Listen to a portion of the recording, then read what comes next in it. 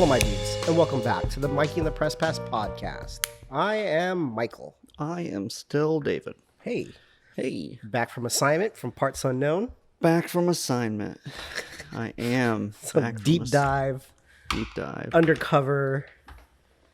Deep dive undercover. Infiltrate.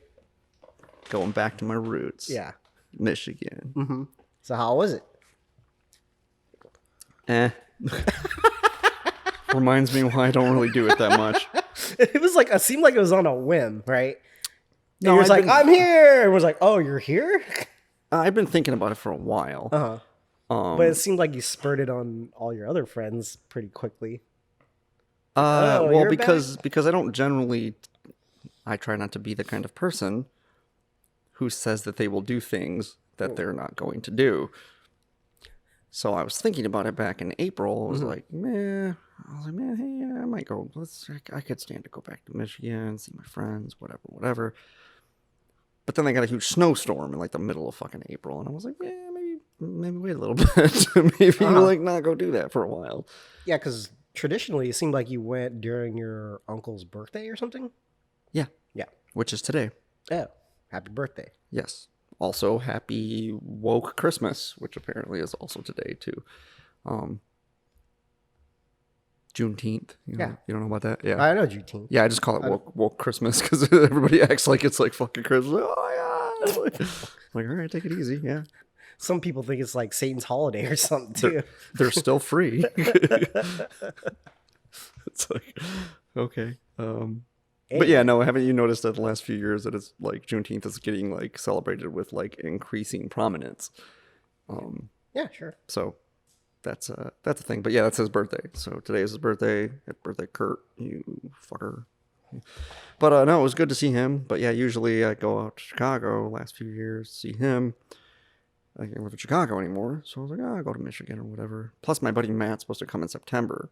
I've been talking to him a little bit. I was like, man, I'll fucking hang out with Matt. I gotta wait till September now. I was like, I could just go there and see him, fucking hang out with him, hang out with other people.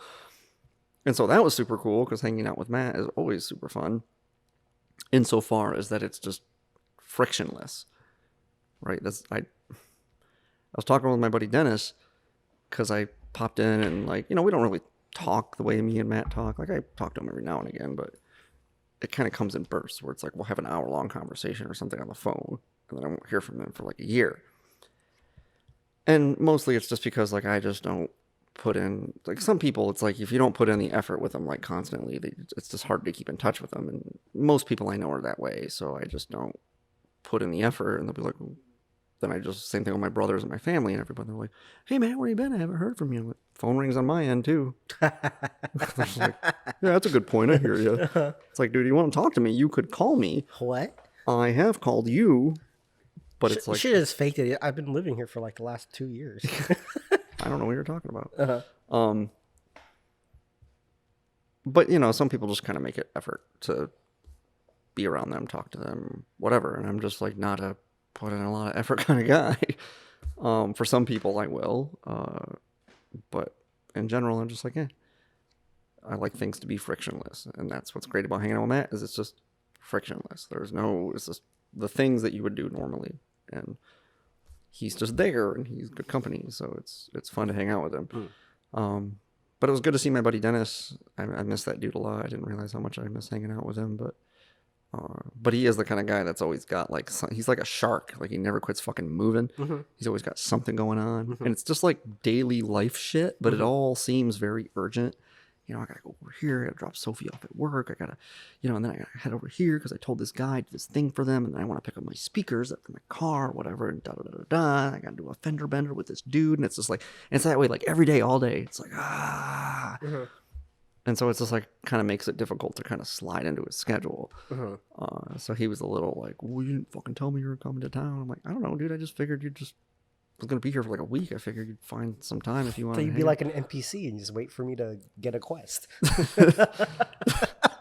Just slot in at some juncture. I didn't want anyone to uproot their lives to like, because I had, a lot of people that I wanted to see, and I didn't even get to see all of them. So that was kind of crummy. And then there was all this shuffling around with the family and shit, and that was kind of like a headache. But hanging out with Matt was great because it'd just be like, hey, I'm off work. Where are you? I'm up at the cigar shop. Cool. Come up and we'll have some drinks, and then we'll go put some food in us, and we'll come back. We'll put more liquor and nicotine in us, and then I'll go home. That sounds awesome, right? Okay. I just did that for 4 days straight. Uh-huh. And then, but yeah, so hanging out with my uncle was good though. He's got like this house out in Hicksville. So Is that the actual place called? Yeah. Oh, okay. No, it's called Vicksburg. Okay. Just call it Hicksburg. Podankville. Podankville. Uh-huh. So, no, he's got like this nice house. It's really quiet out there. That's nice. I'm not used to the quiet. Huh. Like so quiet that I'm just like eerie almost. Mm-hmm. So that was cool. Just hung out with him and ranted at each other and smoked cigars and ranted at each other and good times. Is he like full-fledged cigar smoker now? Actually, I think it's tamped down. Oh, okay. He was on that kick for like a minute more when he like more amped up when he was in Chicago, but now I don't think he smokes that much anymore unless I'm around or we video chat. Mm-hmm. We'll video chat every now and again. Like, hey, you want to have a smoke? I'm like, yeah, we'll have a smoke. Video chat. Want to have a virtual herf, bro? Yeah. A virtual. I feel like there's a portmanteau in there somewhere. I can't. Probably. I can't find it though. Yeah. But yeah, that was fun. The things that were good, and the things that weren't good were just kind of like annoying and reminded me why I don't want to do them. Like next time I go, I'll just hang out with Matt and Dennis and Kurt. Like that's it. I'm just like not even letting anybody else know I'm around.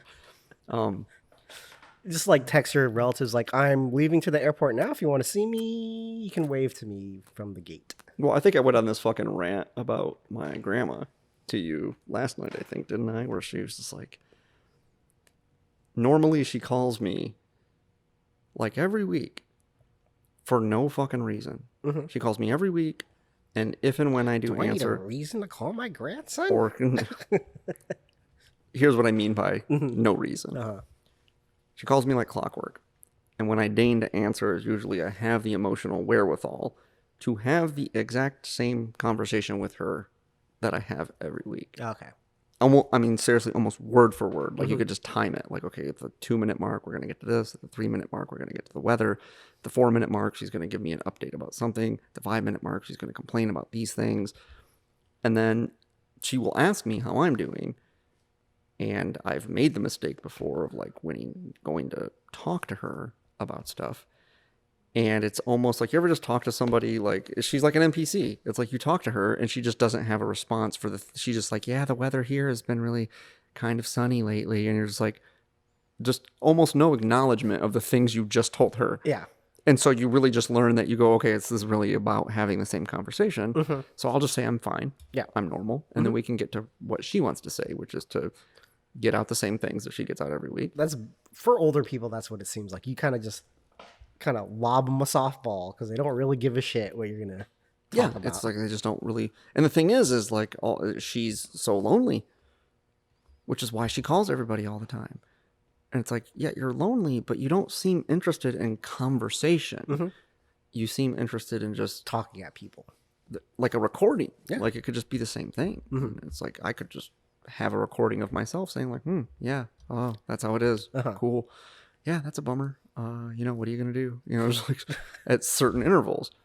Anyway, so she does this like clockwork all the time. Calls me. And she hadn't called me.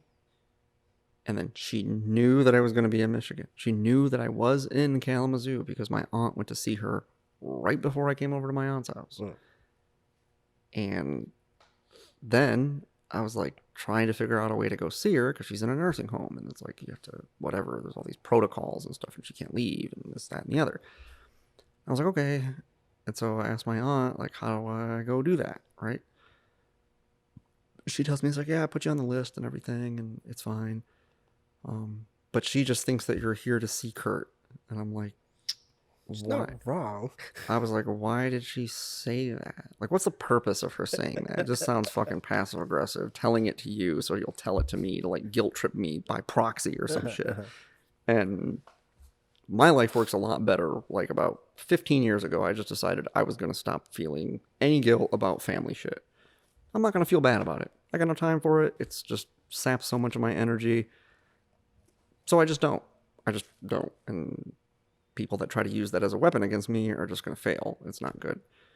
And so I was like, okay, well, that's annoying. So I guess I should be prepared for that. And she's like, yeah, you should also be prepared that if you go over there, she's likely to spend about 15 minutes with you. She's going to say she wants to see you, and she's going to be very eager to see you. But then you're only going to be there for about 15 minutes, and then she's just going to kind of shoo you out the door passively in some way. And I'm like, wait, what do you mean? And she's like, well, your dad doesn't have a car, and he last week rode the bus an hour and a half out from Comstock to see his mother. And my dad has this apprehension about going into the nursing home because his dad, when he had cancer, was in the nursing home, and so he doesn't like to go in the nursing home because it makes him feel fucking weird. Fine. So she has to come outside, but she doesn't like to go outside because she's just set in her ways. She's like wants to sit in her room.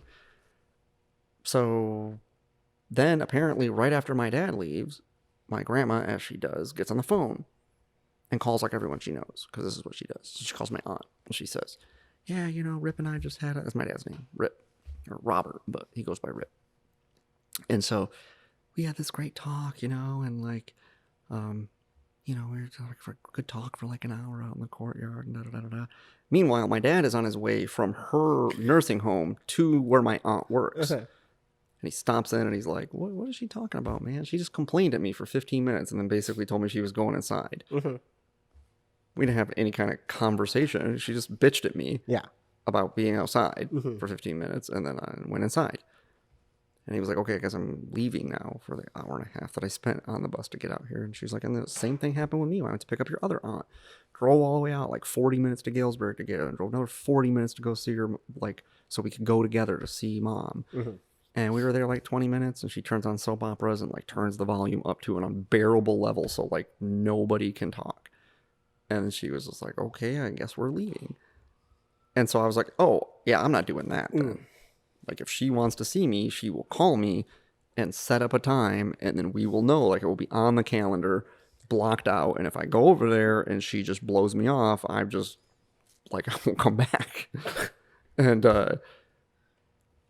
like, okay. And then she didn't call me till I was, like, basically, like, leaving to get on the plane. So it leaves me this, like, oh, well, I guess she just didn't have any time for me voicemail, all sad. And, like, I'm like, all right, yep. Sucks to be you, lady, I guess.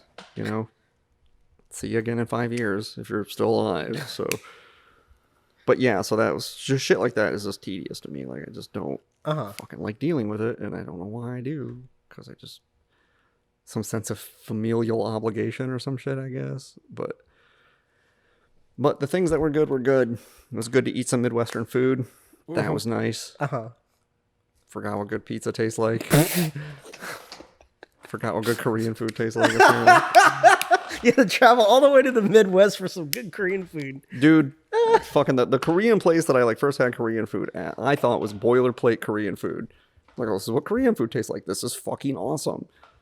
And then I come out here and I try to like get Korean food from other places, and I'm like, this isn't that good. Like, it's okay, but it's not like the thing. And then come to find out, like, I talk to other people from Ann Arbor and stuff, like people that are Korean and shit. And they're like, oh, no, like, Cosmo's, like, really good. And I'm like, oh, I didn't know that. I just thought that was, like, normal Korean food. And I was, like, really happy about it. So ate there, ate at Cosmo, ate at NYPD, ate at some places. My old cigar shop now serves, like, my favorite coffee place. Like, they buy their coffee from them, and they have an espresso machine now. They just make their coffee there. So I was like, I don't even have to go to Roost Roast. I could just fucking hang out here and have this delicious coffee. So that was cool. But yeah, you know, it was kind of a whirlwind trip. It was like split between Ann Arbor and Kalamazoo. And the time in Kalamazoo, besides like hanging out with Kurt, was kind of like I found myself like wishing that I had just hung out with Kurt more. Like, I wouldn't spend all the time with the family. I didn't even get to see my buddy Andy because it just didn't work out because of time, and I was kind of just not really in the mood to socialize more after I was done with my family, and he had some stuff, so I didn't get to see him, which would have been nice, but yeah, what are you gonna do? But I don't know. Probably wasn't worth the money, but I had to go somewhere and do something, Uh-huh. have something to talk about on the podcast. So that's a thing. My the manager at my old cigar shop gave me these cigars to try. What are these? This is the A2. I tried to find what the blend was, but it's the house blend at La Casa in Ann Arbor. So I guess the owner What's the address? don't know. Oh, Jackson. man. It's on Jackson Road. Okay. But no, the owner there, he owns a few cigar shops, and he used to have this line called the 20 Minutes line, which I guess he still has. And there was like a 20 minutes in Detroit, a 20 minutes in Vegas, because he has shops in Vegas and Detroit. And then he had one. Damn, that guy was a baller. And he has 20 minutes in Chicago, but he doesn't have a shop in Chicago, to my knowledge. And so, but the 20 minutes in Chicago was actually pretty good. The other two, like, I could take them or leave them. But apparently they released this one since I left Ann Arbor, and he was like, "Hey man, like you try it out, like try this out or whatever." And he gave me one, he gave Matt one, and Matt was like, "Give that to Mikey, and you guys smoke it on the podcast." I was like, "Oh, okay, cool." So, yeah. Tell him the story about when you left, and the manager had a conversation with the owner. Oh yeah, That was a great story. yeah. It was like, okay, so me and my buddy Patrick, got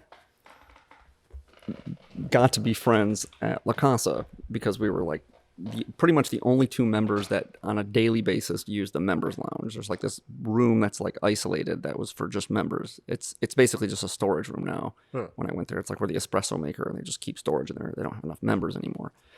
But it used to be like for a membership fee or whatever, you got, you know, a % off cigars, and then you got a locker to keep your cigars in. You got access to the members lounge, and first dibs on like limited cigars, and you know, just kind of like bougie treatment or whatever. And so that was cool. So I signed up, save money on cigars, and like have a place to hang out away from all the fucking scrubs. And because All no one, those pores. no, not that. It's just like not that expensive. It's just like people just don't like. It was worth the money to me to just not have to like mix with all. There was like a few people that come into that shop that I just don't want to have to mix with, and They're too cheap to buy that. I don't know what it is. Very few people bought the membership, and a lot of people that bought the membership never hung out. Like they just wanted the locker and the discount on cigars, which is like fine by me. Most of the appeal for me was like having my own fucking room where I, you know. You could have like a guest back there too. Like as a member, you could bring someone back there, but like you couldn't like fill it up with your friends. So this was ideal. No one ever used that back room that much. So Patrick and I would just sit back there. Like, and Patrick is super quiet because he's a programmer and he just works from home.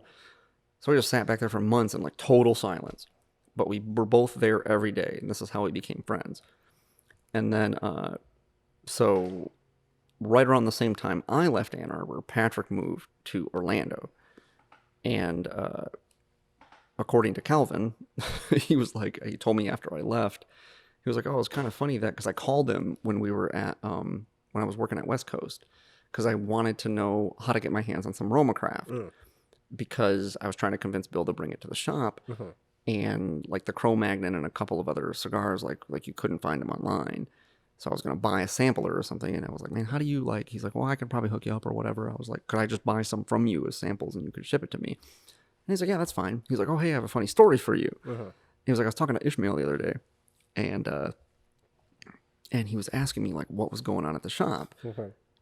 And so Calvin is like, I told him like, what do you mean nothing's going on at the shop? He's like, well, what happened? Like, it's like sales are down like 10-12% the last quarter. And Calvin is like, yeah, okay, yeah. Oh, he's like, I can tell you exactly what happened is Patrick and David moved. Like, damn. And Ishmael was like, bullshit. He's like, there's no way that two customers are like 8 to 10% of our business.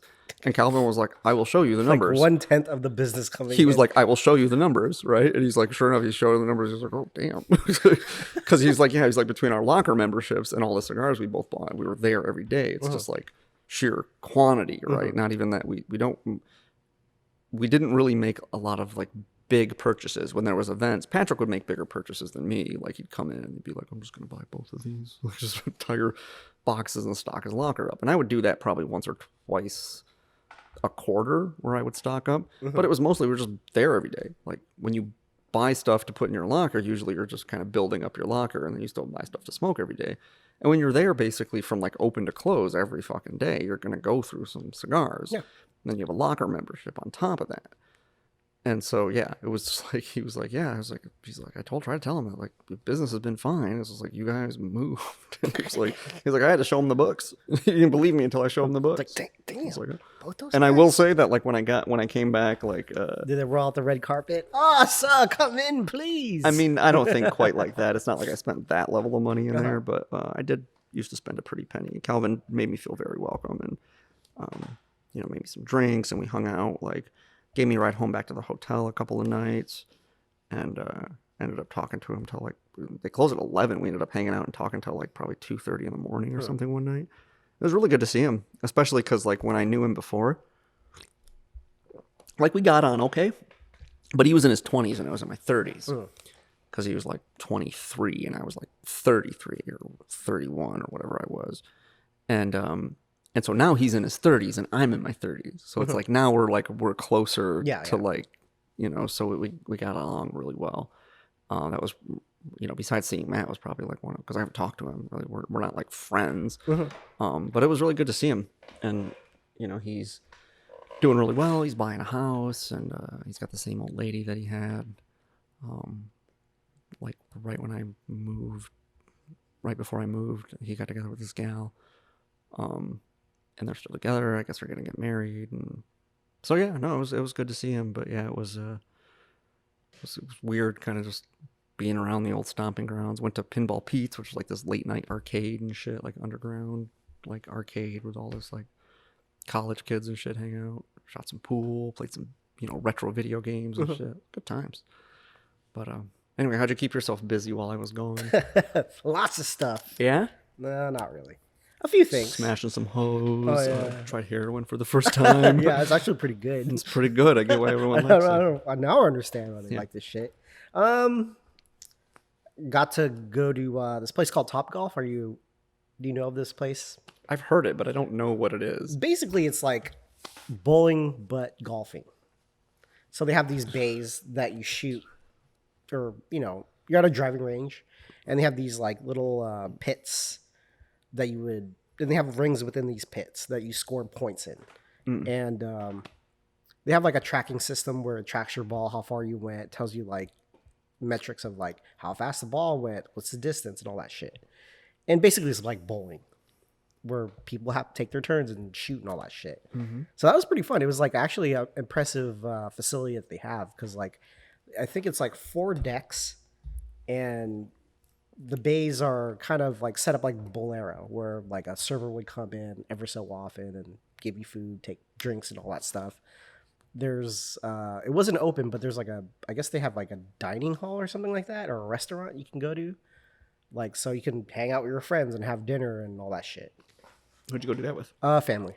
Family. Yeah, family. Family friendly affair. It was pretty interesting. I don't think it'd be that fun if you've never golfed before, because it's not like bowling where you can put the bumpers on, and even if you're a bad bowler, you could at least get it down the lane. Yeah. Like if you don't know how to swing for shit, you're shit out of luck. I don't know that I've never played a round of golf, but I learned how to swing all of the clubs. Okay. Like I took a class in high school. Oh yeah. Where we like learned how to golf.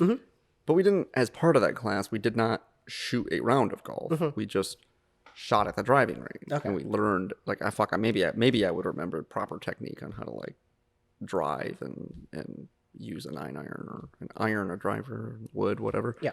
Like I learned all that along with putting.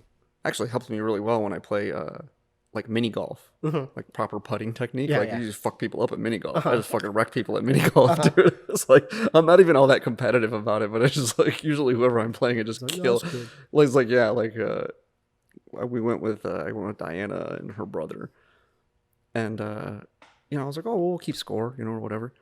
And he was like, yeah, you know, he's like a kid, right? So he's I'm all gonna fuck you up, old man. he's all like competitive, right? And we're like.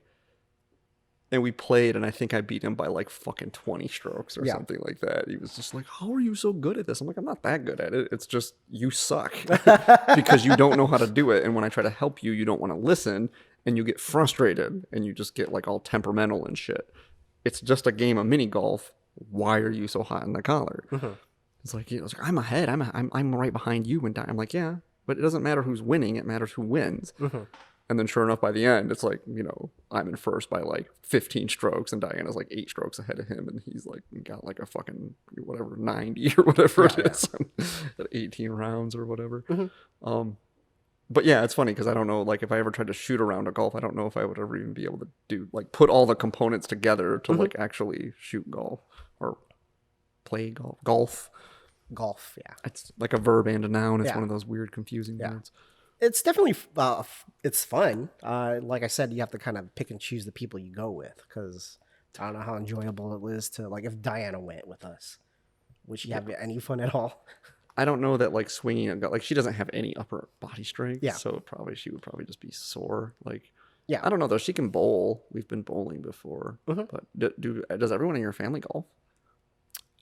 They can golf. Yeah. Oh. Yeah. I mean, I assume you were talking about like your brothers and your dad and your. Yeah. And my mom was there, but she didn't participate.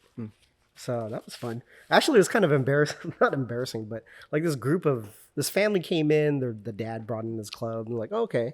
And usually when you're not swinging, you kind of just look around and see you could golf. Yeah. The guy brought in his set. He couldn't swing for shit. I was like, bro, why'd you even bring your shit in for? Just embarrassing yourself. Maybe it's like having your own pool cue. You know, you assume someone has their own pool cue. They know how to shoot, and they're just like plunking shit against the rails. Yeah, really it's bad, dude. Yeah. So trolling for coups. Oh, did I think I told you this yesterday, but in case I didn't, I will tell you again. I started playing chess with my buddy Patrick. I did tell you this. Yeah. it's actually a pretty easy game. He didn't say that, but like he's basically as good as I am, and he's only been playing like since COVID started, which is basically like a year and a half. It's not that hard to get as good as you. Apparently not. He beat me. It was like he beat me a couple times. What? I was I mean the first couple game, the first game that he Tried to full mate you, Scholar's mate. The first game that he beat me, I did not play great. And then the second game he beat me, he offered me a draw. He was like, "Yeah, we're just gonna draw," and I had like, I think I had one more pawn than him, and I'm like, I'm stubborn because I was like a little frustrated that he's like as good as me, and I was like, "No, I will win this fucking game. I have one more pawn than you." All right, we could do this. And he just plunked it out, and I had no pieces left, and I had to resign. And so that was frustrating. And then we played again, and it was competitive. And we played again, and we played like 7 or 8 games already in a few days. And then he beat me again, just barely. And then like I was like, all right, I'm gonna fucking double down. And I was like, I beat him yesterday, and it took like seriously, all I was doing is just staring at my phone, like waiting for him to move, just processing data. It's like beep beep beep beep beep, like not like let it run in the background in my head. Pick it up, see like, oh, what did he do? How are things? Just like staring at it. Like if he does this, I'm gonna do this. If he does this, I'm gonna do that. I'm gonna do this. I'm gonna set this trap. I'm gonna set this pin. You get that over juicer. here. I'm gonna get this fork. I'm gonna take. It's gonna be a swap. I'm gonna come out one pawn ahead there. And like I'm just processing it right. And it like took all the mental wherewithal I had to fucking beat him.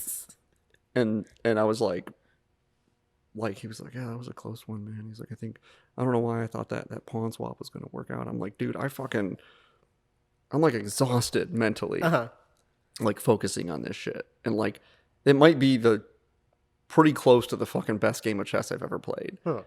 And the computer agreed with me too. I made 2 inaccuracies, 2, just not perfect moves, and no mistakes, no blunders. And my centi pawn loss was 12. And I like barely beat him. I'm like, fuck, this is how it's gonna be playing with him now. I got an opponent now that like I can play. That's not like, as I just play Adam, I just feel a sense of doom. Like I'm just gonna die, right? If you just like stepped in a ring with fucking Tyson or whatever, just like, all right, I might learn some shit, but I'm gonna get fucked up, right? Let me punch you in the stomach. Right. Let me just see what's going on. But like, you know, and then when I play other people, like unless they're randos online, then like I have a story about chess. Oh, all right, lay it on me.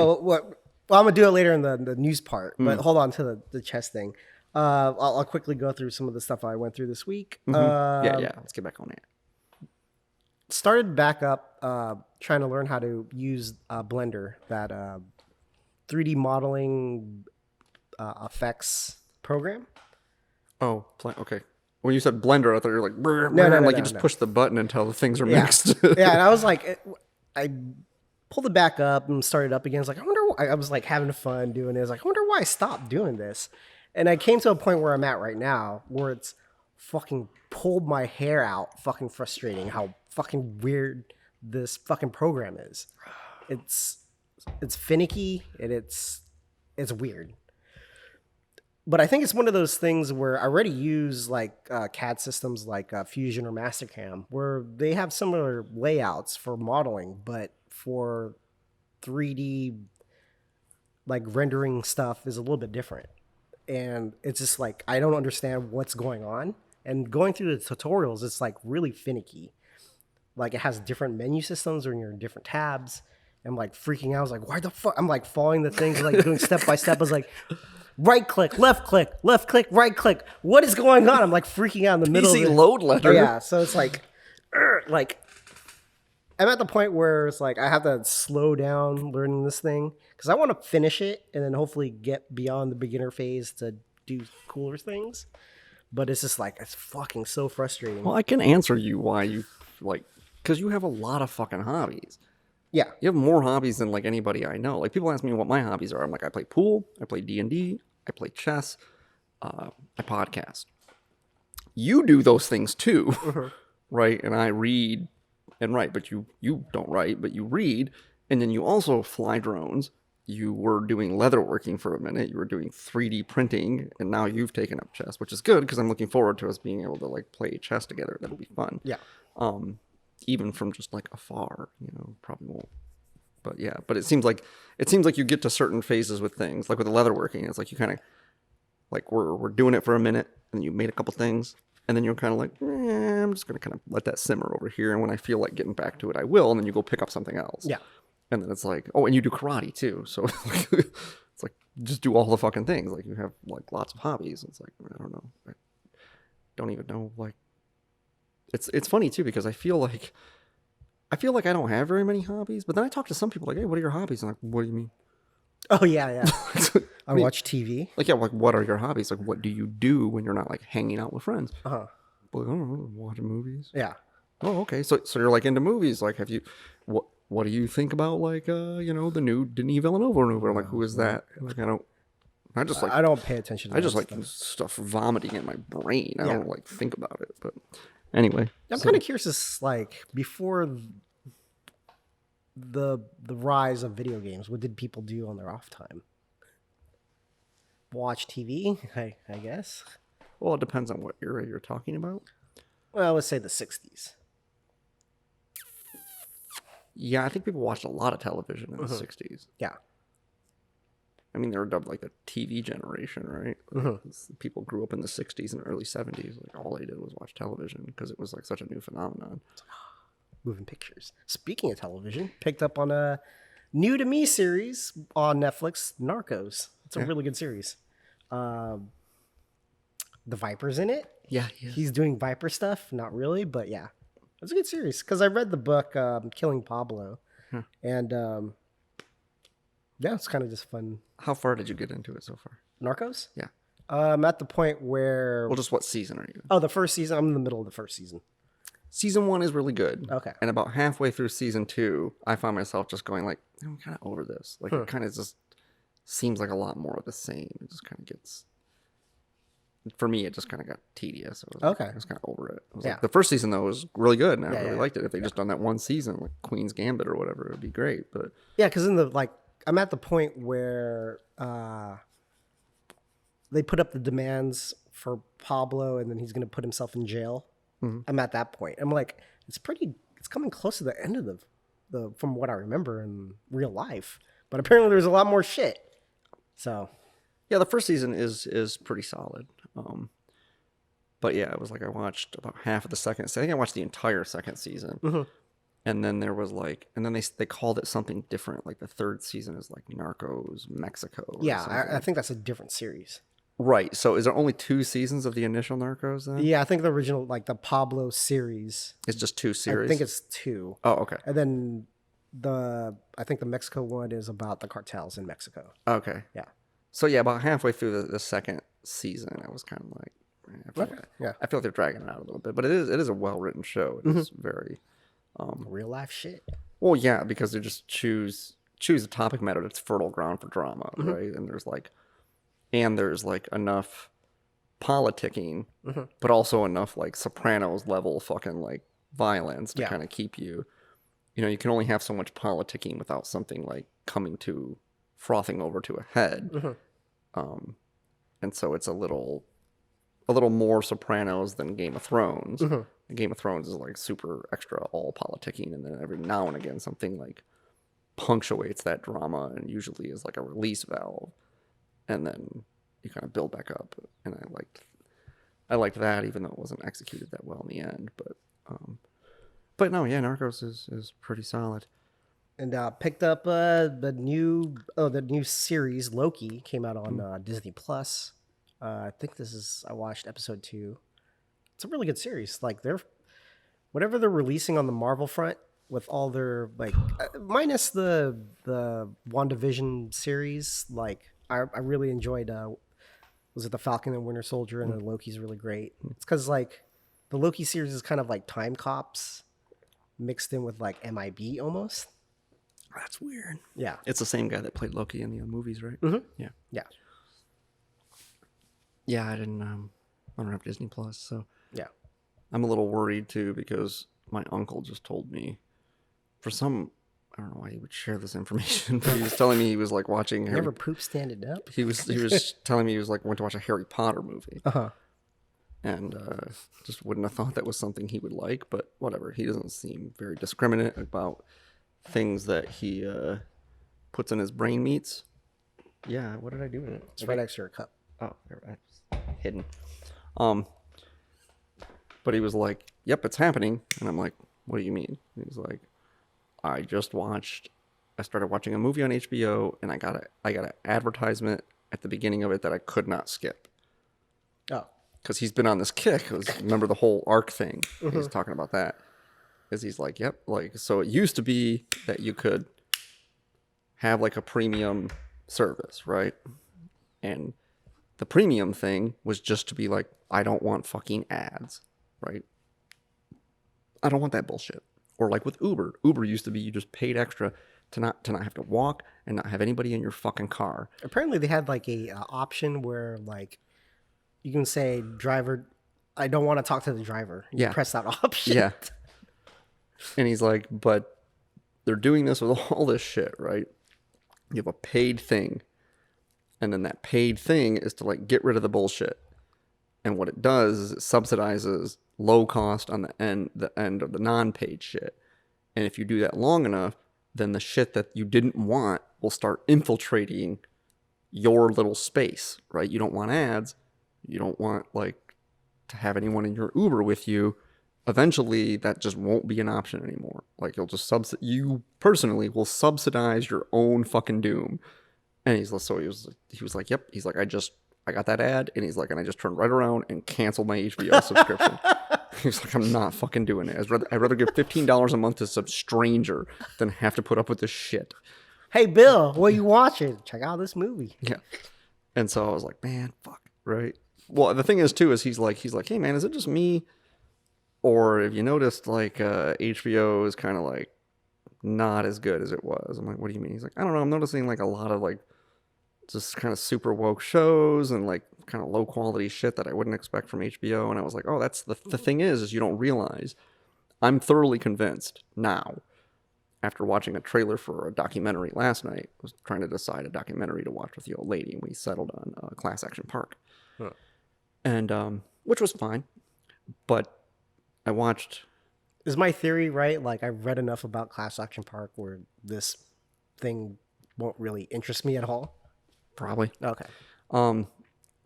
It was like me and the McMillions thing or whatever. I was like, oh yeah, I already knew all this stuff. Like, or the Nexium thing. I just went on some fucking rabbit hole like a year before Nexium documentary came out. And I was like, oh, I know all this stuff. And actually they left a bunch of stuff out, right? Like a bunch of stuff that would have been interesting and they could have pulled at, but they didn't. But I watched one for, it's called Thought Crimes, the case of the cannibal cop. Right? That sounds interesting. It does. And I watched a trailer for it, And Diana was like, I don't know if I'm in the mood for like Cannibal Cop tonight. I'm like, okay, fair enough.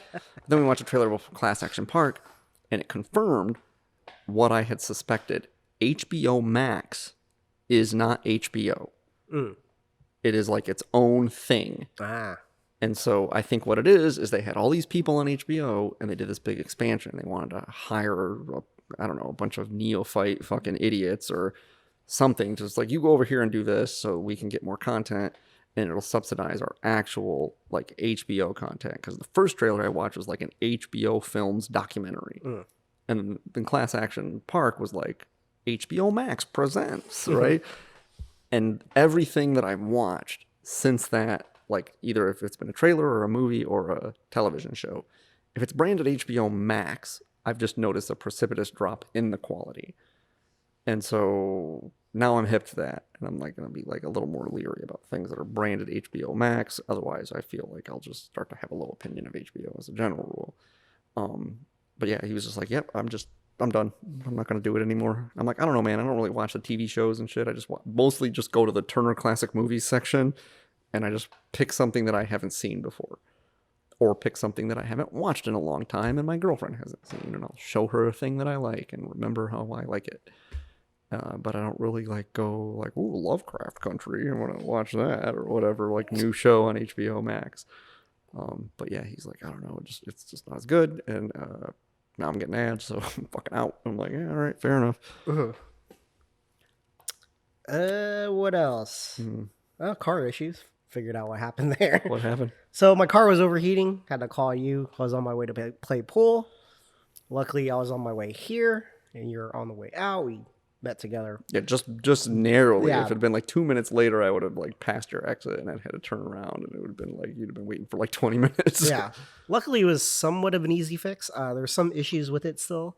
I guess my radiator cap is old, and it kind of didn't do its thing. And It's just old. It's just too. You can't just put it on there. It's too old. Yeah.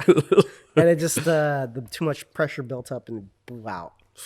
That happens to me sometimes. I was gone for a week, and I see my old lady for a week. Talk about pressure, boy. Like what? Like your head? Like, yeah, like a migraine. I had a migraine from Like flying. sinuses. Oh no! Speaking of which, though, literal pressure. Did I tell you this yesterday? I don't know. Man, I got on the fucking plane, and I don't know why it didn't dawn on me. So, like, normally I wear boots, or I wear dress shoes, wingtips, fucking brogues, whatever. But I had on my trainers because it was hot in Michigan. I'm like, I'm not wearing my boots when I know it's going to be all balmy and shit, right? Yeah. Like 90, 95 degrees. Yeah. I'm going to just take my trainers with me, right? I don't need more than one pair of footwear, so I'm just going to take the trainers. So you tie them like you fucking tie trainers, right? We get up to altitude, and I start feeling like my fucking feet are going to explode. Yeah. I'm like, what the fuck is wrong with my feet? I thought it was the shoes for a minute. And I was like, and then it didn't dawn You're on me. not used to that. It hasn't happened before. Oh, okay. And so I was like, oh my God, I loosened my shoes twice during like a 3-hour flight. I was like, Jesus. Doctor says I got the weird feet thing. Yeah, I don't know. I was like, man, I was all prepared for it on my way back. Though. I was like, loosen these motherfuckers up. But yeah, I've never had my feet swell like on a flight before. But apparently it's a thing. All right, let's move on to news since we were talking about chess. Headline: It was quite silly. Billionaire caught cheating at chess tournament. So what happened was there was a charity event in India. It was an online thing. It was a simul with let's see, Vishnathan Anand. You pig. I don't know. You need to get woke. Oh, Vishy. You just need to learn how to pronounce that. I know. He's a famous. He's like probably one of the greatest like grandmasters that come out of India. How many grandmasters have come out of India? Oh, there's a lot. Really? Yeah. Well, I mean, aggregately, sure, there's a fucking 1.5 billion people are there, or whatever. It's going There's to be a lot of fucking Indian guys. Yeah. They're grandmasters. I think the youngest grandmaster came out of India too. Oh. So, and it's pretty funny because someone did a breakdown him playing the simuls, and the guy was only rated 800. And he just like off the bat, he was playing black and just blundered the first move. Like Who is he? The billionaire. The billionaire's name is The billionaire is the guy that is rated 800? Yeah. Okay. And he was playing in a charity thing. Okay. So who is the Grandmaster guy you were talking Vichy. about? Right. Is that the guy he's playing? Yes. Okay. So there's 800 guys playing a Grandmaster. Yeah, it's a charity event. I don't know why they would have this guy play, but he's a billionaire or something like that. I don't know. That's really weird that like hey, you want to watch this guy whip the shit out of this guy for charity? Yeah, whip like fucking 10 other people at the same time. You think you'd want to watch him? Oh, was he playing like a bunch of people? Yeah, simul. Oh, okay. I must have missed it. Yeah. But go on. And he ended up beating the Grandmaster. And later on, it came out, like, people were like, the announcers were like, this is kind of weird. He's like playing a perfect game. He blundered the first move and he just recovered, and now he's about to beat the Grandmaster. And it came out, he tweeted, is like, yeah, I cheated. So just letting you guys know. Didn't even apologize. Yeah, I cheated. And it came out. Wait, how did he cheat? Oh, he just put he did probably used Stockfish. Yeah, he just had Stockfish up on a different screen. Yeah. Yeah. Yeah, that'd be really easy. I could do that against Adam. Just be like, why are you playing like you're a 3200 now, bro? I don't know. But, and then it was a weird. So you'd have to invert like that the moves that you would have to play your opponent's color. Yeah. And then have the computer move. I think you can plug it in Stockfish.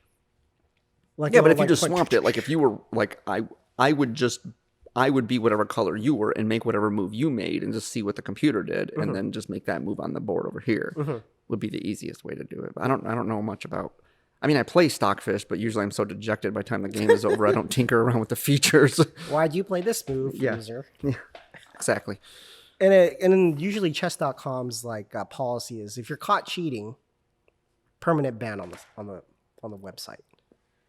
And apparently, you guys that get caught cheating on chess.com, go over to Lichess, Lichess. It's a better app.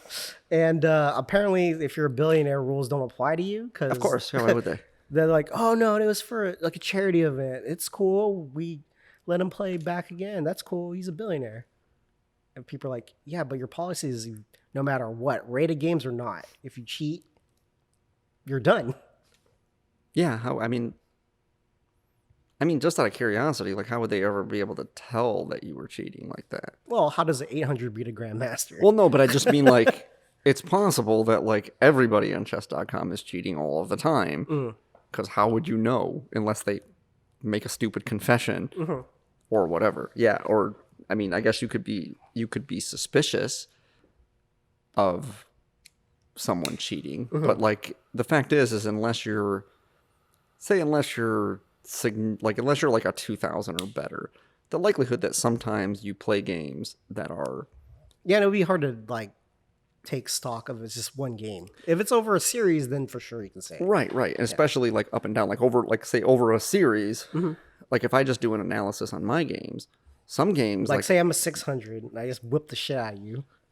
Yeah, I was like, what the fuck's going on? Yeah, that wouldn't happen by accident. Yeah. But like if you just do an analysis, like some games, like I said, I played a game where I had 12 centi pawn loss and two inaccuracies. But just a couple games before that, I had 2 blunders, 2 mistakes, and 3 inaccuracies and a 46 centi pawn loss.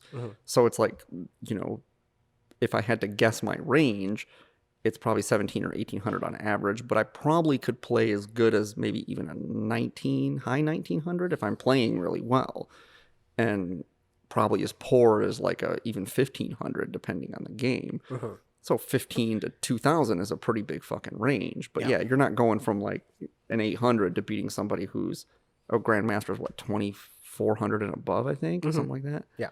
It's like, yeah, that just never happened. Yeah, Vichy's like considered like a hyper grandmaster too. So he's probably like a 3000 or something like that. Fucking ludicrously high. Like fucking Magnus Carlsen is like a 3000 or 2900 or something like that. It's like, that's like ridiculous. It's like you could play a player that's 2000 1,000 games in a row and never lose. Yeah. Maybe a couple of draws in there, but someone that's 800, it would just be flawless. It'd be flawless checkmates 1,000 games in a row. So, yeah, that's a little suspect. Yeah. So that was pretty funny. That was like the big hubbub in the chess world. Like that was popping up everywhere. I was like, oh, fuck this guy. Yeah, I must have missed that. I follow some chess YouTubers. There's that one guy, that kind of guy with the weird nose. And he's got that really flat affectation. He's really... Rosen? I'm trying to remember the name of his channel. But I don't. I follow him. He's pretty. I think you follow him too. I'm trying to remember what his name is though. But yeah, he's just kind of got like he's a white guy and he's kind of just got like this weird. Oh yeah, well this is a pretty common trap. People. Let's see how many people fell for that. Oh, 20,000 people. That's really cool. So yeah, you can just do this. It's not much showmanship there. But then again, chess is not really. Oh my god! He took his rock. I took the horse. Yeah, he took my horsey. In billionaire news, do you read that ProPublica article about billionaires and taxes? Oh yeah, I did. Yeah, I think it's one of those for people that don't know. Billionaires don't pay a lot of taxes like you and me. Yeah. Well, the crux of it is that the U.S. government does not tax wealth; they tax income. So if you can have very little income for the year, and also avail yourself to tax exemptions, because surprise, surprise, those aren't contingent on wealth, right? So if you have, was Bezos or someone fucking like had like a child tax credit or whatever for whatever, it's like, I mean, because those are the rules. The problem with the fucking tax code is it's just like you're a billionaire that you can afford to pay like this dude over here like hundreds of thousands of dollars to find like. They don't do anything illegal. They just say, actually, we were looking at the rules. Yeah. And as it turns out, this tax code you wrote, my client is exempt from this, and this. Yeah. And only had $40,000 of income this year. So there's no reason that he should have to pay taxes. Yeah. And if in the interest of fairness, you just have to say, yeah, I guess you're right. Like, you're right. Fuck, what am I supposed to do? Yeah.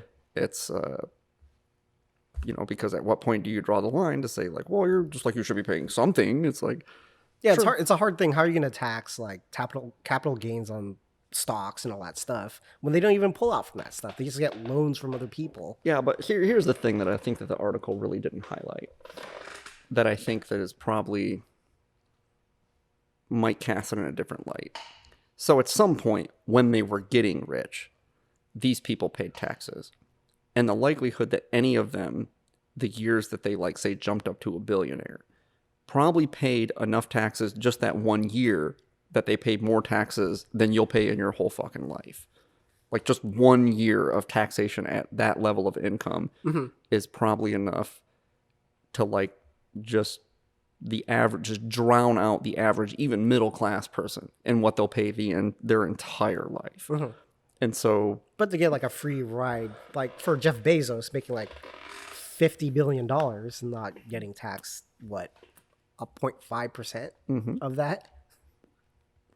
Yeah. Well, the tax code is very complicated, and it's like it's a very strong case why you should have a flat tax rate. Like people say, well, it's unfair because rich people that are super rich wouldn't be paying that much money, but they would be paying something. Yeah. They would be paying a percent of their income every year, and everybody would know how it was calculated because it would just be a flat percent for everyone. But that comes with a whole slew of other problems, right? It's the same thing with the consumption tax, right? You could say like, well, you just tax money when it's spent. It's like, yeah, but that disproportionately hurts poor people. Like, it's just because they still have to buy some things. Yeah. And then you start making all these exemptions, and this is how the tax code gets fucking complicated, right? You get all kinds of exemptions for X, Y, and Z. And then you basically will just be like, okay, what are essential things, right? Like food and da-da-da-da-da-da-da. And then you just get to a point where then the public discourse just becomes a debate on what is essential, right? It's like we're getting there with internet being considered a utility, like a must-have thing. And it's like, okay, so at what point do you establish that certain things are must-haves, right? Why not, if we're going to say internet today, why not ride sharing in a decade is an essential service, or something else, tobacco or whatever? You play that game long enough, and then eventually it just gets overly convoluted and becomes, as the wokes like to say, problematic. What? Everything is problematic. This conversation is problematic. I am problematic, apparently. Well, you're a hate crime, so. Yeah, just press pass, : hate crime. Walking hate crime. Yep. It's a sickness. It's all bullshit and it's bad for you. Trying to lay off the hate crimes. Just lay off being myself. Just be less of whatever it is that you are that metaphorically rapes everyone by having a penis. Whoa. Let me see. Do I have anything else? Guy got swallowed up by a whale. That was kind of cool. What's his name, Geppetto? No. There's some guy off Maine. He was a lobster diver, and then I guess he got caught up. He got swallowed by a whale. He's like punching the insides. Like, let me out. Yeah, and he just blew some bubbles. Threw him up. Did he die? No, it was okay. Oh. They must have. He thinks he was in the whale's mouth for about like 30 seconds. Was he covered in delicious ambergris? No. He'd be super rich then. He'd be rich, bitch. But yeah, I think that does it for news from me. Check in on the cigar, the A2. There's some interesting notes to it, but overall it's like, yeah. Sorry, Kelvin, I'm not terribly impressed. It's all right. It's like it tastes like it has a little bit of Dominican, a little bit of Nicaraguan to me, but it's like it's astringent. Mm-hmm. It's because you get that little spice at the back. Yeah. But up front, it's like astringent, almost sour, like in the draw. Yeah. Mm-hmm. Yeah, I don't know. Yeah, I mean, I'll smoke the rest of it, but I'm not. It wasn't like the last cigar we had. I smoked something from Warped while I was in Michigan. Because Calvin, all things considered, has a pretty damn good palate. So I'm inclined, when I'm there, I'm like, hey, what do you got that like is good? Try this Gurkha. It's pretty good. And he turned me onto some fucking Warped, and I can't remember what it was, but it was like, I'm not a big Warped guy, but it was fucking good. I've seen that logo, but I've never smoked it. Yeah, this one was pretty good. I'll have to touch base with him and have him remind me what it was, but I really liked that. I tried, what else did I try? I don't remember. I found those Casa Fernandez's from 2014. He also had a box of original release one-offs. Oh. And how much do they cost there? $14, $15. Oh, shit. But yeah, he was like, these are from the original release. Because he's smart. When something gets released, what he does is if he thinks it's going to sell, he'll buy a bunch of it and then just have back stock of it. And then, it was like, well, if it takes me a couple of years to go through it, like, what difference does it make? I have original release one-offs and now they're aging. But yeah, he had a box of Cuban classics from like, I want to say they were like 2012. Okay. So they were like 10-year-old fucking Cuban classics. Yeah, that's probably like right before they did the new bands on them. Yeah, that was before they even had My Father, right? Or was that 2010? That was 2010. Okay. Yeah. Yeah, so it was just like a couple of years after they were branded Cuban classics. Woo! Before there was My Father, those fire. Yeah, it's a good cigar. I smoked some of those. I got a bunch of stuff in the humidor. It was pretty good. But yeah, he had a bunch of La Polina in there too, and I was like, hey man, I haven't really been on that La Polina kick since they got bought or whatever. And I was like, are any of these? And he was like, don't do it. Okay. He was like, don't do it. None of it's really all that good. And I'm like, thanks for leveling with me. No, they're great. They're great, real great. I was like, because I tried a couple of the stuff they put out for Toast Across America a couple years in a row, and I was like, this ain't so good. But then I hadn't really been back to it. The classics seems like they dipped off, and the Mr. Sam's are still good. Like last time I had one, those were still pretty solid cigar. Yeah, I never smoked anything with that line. You've smoked at least one, because I remember we were back at the shop at West Coast at one point, and I had gotten some free samples from the rep, and I had like a Maduro, a Connecticut, a Rosado, and I gave you one, and I asked you how it was, and it was pretty good. And then like I smoked the Connecticut, and then the Connecticut was kind of flat, but then the Rosado was really good, and you smoked the Maduro and said it was pretty solid. And so I was like, I'll be curious to see when these get released, if they stay this good. And then I never saw them get released branded that way and maybe they got released branded some other way, but now it's kind of lost interest after that. Right. Oh, I forgot another big news. What's that? California's back open, guys. Woo! Ooh, you can raw dog the air all you want. Seems like we're first in the nation to close down and last in the nation to open back up. Yeah, I went to Michigan and like nobody was wearing masks. Freedom! Anyway. Yeah. It was funny. My dad, so I saw my dad, and my dad has been on probation for the last 6 months. Were you some queer with your mask, buddy? I ain't no fucking pussy. I don't give a free COVID. I was like, look, man, just can you leave me alone? But no, my dad was on probation for like the last 6 months, and he was like supposed to, like a couple days after I left, he was supposed to go into like court or whatever to see like if they were gonna free him, and because he was like, I got news for those motherfuckers, man. Like if they're trying to put me in jail for 30 days or extend my probation, he's like, I'm fucking out, right? I'm going to Kathmandu. Right? Yeah. It's like I'm fucking dipping. I'm just leaving. I'll leave a state. I don't care. I'm not doing it. I was like, this sounds right. You sound like my dad. And so then like the other day I was like, hey man, how'd everything go? And he's like, free at last, right? So I just sent him the Braveheart thing, freedom.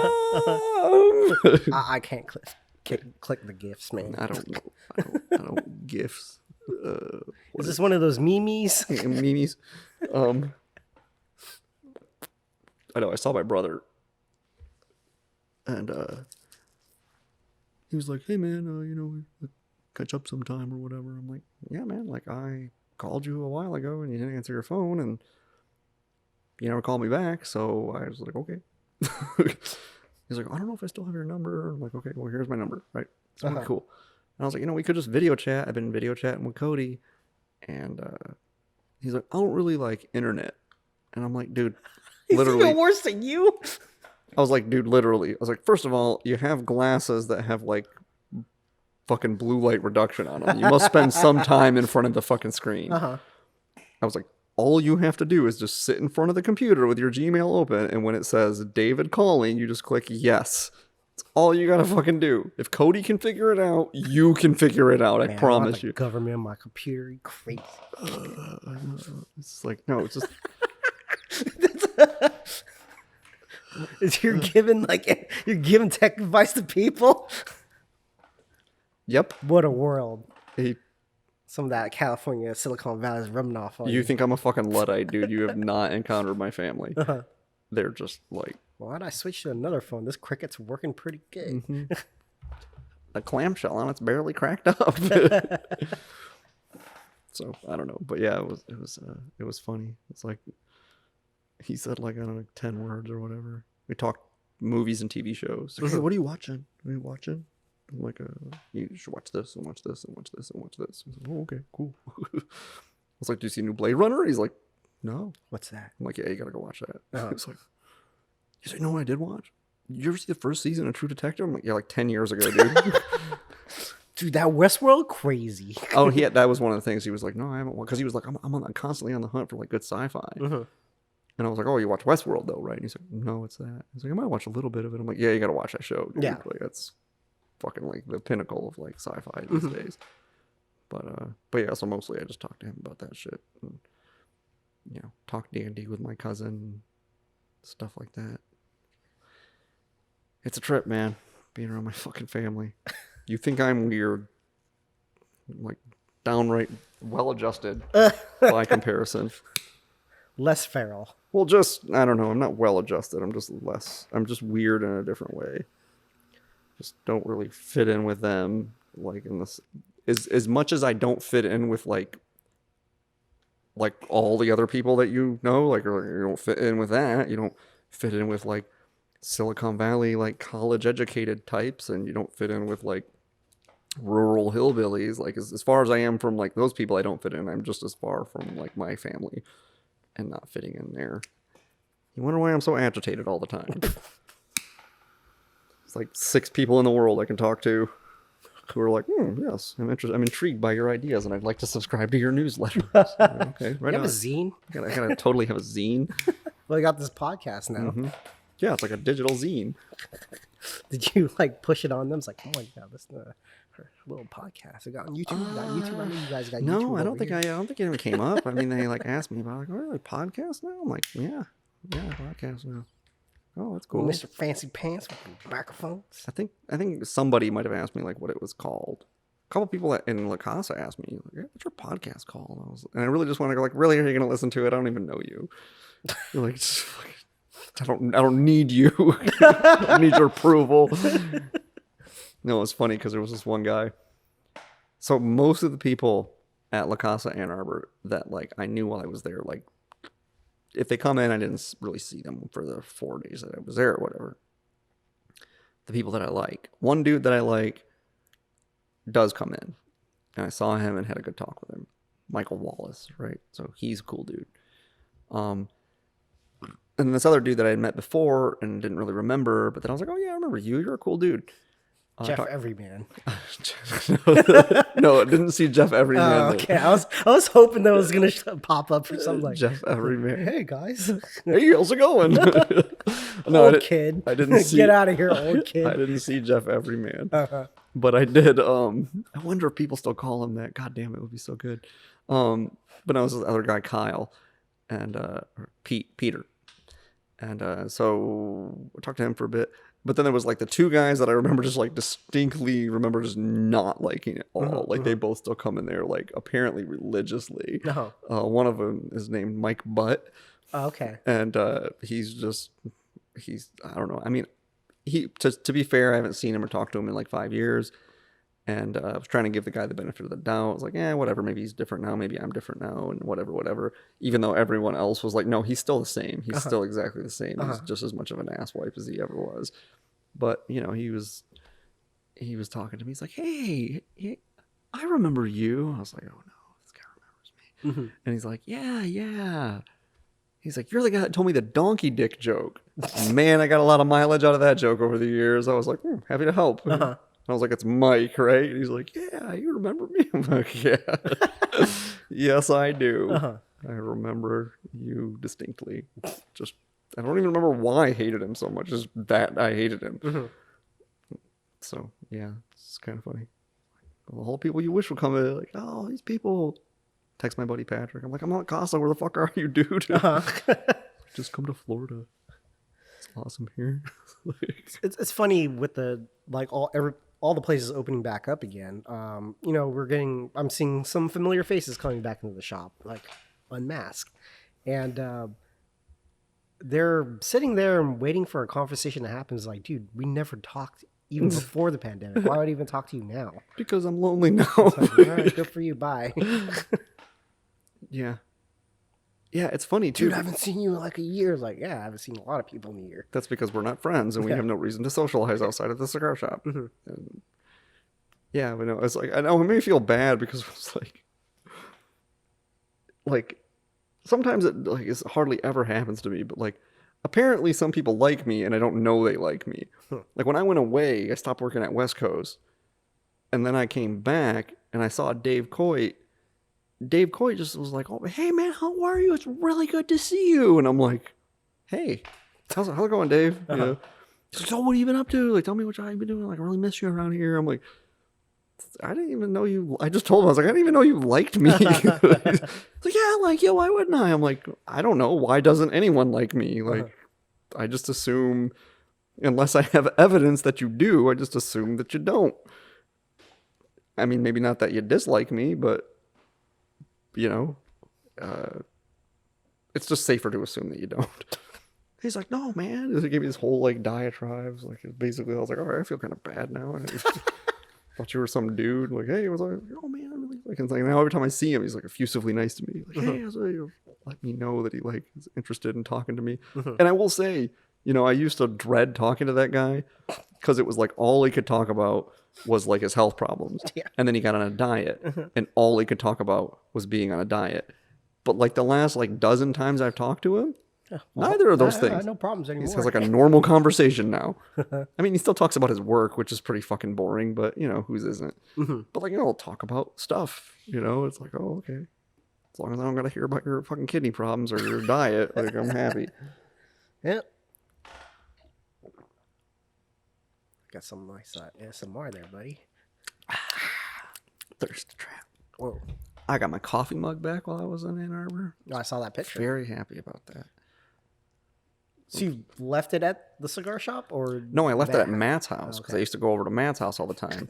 That is funny. He just was it quotes from your old articles, right? Uh-huh. Yeah. He's hung on to it because he's a good friend. He goes, yeah, I got your mug. I was like, oh, man, he's so good. For me? Yeah. Yeah. He held on to it. I mean, because he's the kind of guy that's like, well, yeah, it's not like my stuff, but it's still a coffee mug. Yeah. Like, I can still use it in the meantime. I did take a shit in it accidentally, but yeah, here's it is. There we go. No, yeah, that was probably the highlight of my trip. I got a book that I've been meaning to get for a while. I got my girlfriend a bunch of stuff at this random The Rocket place. It's like one of those kind of trinket stores, you know, it just has like a bunch of That was like magnets and fucking whatever. magnets, buttons, Tchotchkes. whatever. I got a multi-tool there. I was like, hey, I've been meaning to get a fucking little multi-tool thing for like a million years.